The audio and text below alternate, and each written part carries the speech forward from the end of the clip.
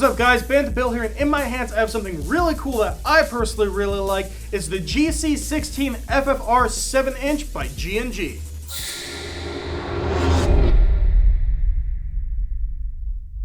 Now the first thing you notice about this gun is how short it is. So this is going to be a perfect CQB weapon for those of you that like to play more indoor game types or stuff that's more up close and personal. Now it also does feature a standard 6-position crane stock, which does house the battery, so plenty of space there for your preferred LiPo or whatever battery you use. Another thing I personally really like about this gun is the pistol grip isn't your standard A2 pistol grip. It's going to be more of a contoured one that's a lot more comfortable to hold, as well as it does have an enlarged trigger guard. So for those of you that wear gloves, you're not going to have any more issues of trying to fiddle and get your finger in the correct position. Now, this gun does not feature a high-capacity magazine. What it does include is the new G&G Polymer 120-round mid-cap, which, as you can see, will feed every last BB because the feeding lip pushes all the way out. So, no longer with these type of magazines are you going to have the issues where you remove the magazine and BBs fall out. I personally had the 79-round mid-caps that were full metal. I had them for a very long time and they were great magazines. So, I know for a fact that these 120-round polymer ones are going to be no different. Now, this gun does feature a monolithic upper rail for mounting whatever optics you so choose. I personally like the look of these iron sights because these are included with them, but I just like the look of them, and personally, I find they're very easy to aim down and very easy to see, so I chose not to put an optic on it.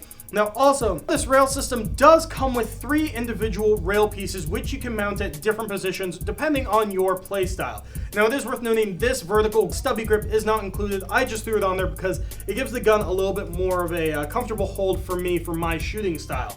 Now, like I said, these can be mounted everywhere. This particular rail system, since it is rounded, is very comfortable to hold.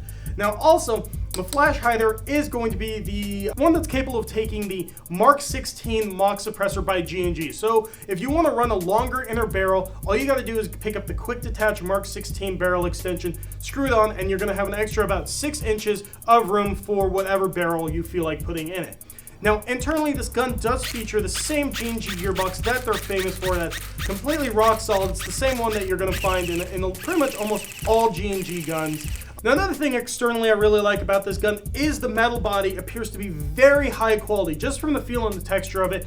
I feel like this thing could go through a beating and keep on ticking. So, props to you, G&G. Body is very nice. I really like it. Another thing I really like is that the fire selector is enlarged. So for people like me who shoot left-handed, it's easier to manipulate compared to your standard, M4 fire selector, which sometimes can be a little bit small. And then one more feature that I really like is that the charging handle is ambidextrous. So for those of you that are left-handed, it's going to be a little bit easier to adjust your hop-up. Now, speaking of hop-up, it does feature the standard G&G green bucking, which I have found to be superb. It works great in Miracle barrels. I know Daniel used to run his Miracle barrel for a very long time with the G&G green bucking.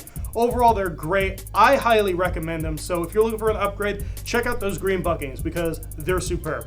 Now, internally, it does feature a standard G&G gearbox that they are famous for. So internal upgrades are not going to be an issue. However, if you run this thing stock, I can guarantee that it's going to be running for a long time. Because here in the marketing department, we actually have a G4. Now, for those of you that don't know, our G4s are based off of the G&G combat machines. Now, internally, the only thing that has ever been done to that thing is we have changed out the barrel.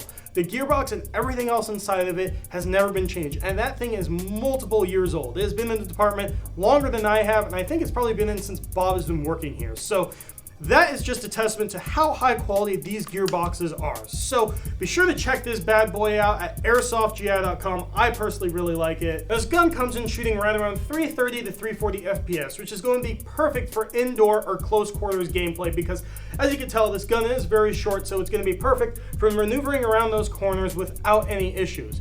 And at a price point of $295, this gun is extremely high quality for the price you're paying. I can't recommend it enough. I really like this thing. I kind of want to take this one out and give it a shot, maybe at GamePod for BB Wars or something like that. So be sure to check this out at airsoftgi.com because, once again, I'm Bandit Bill, this is GI TV, and we'll see you guys next time.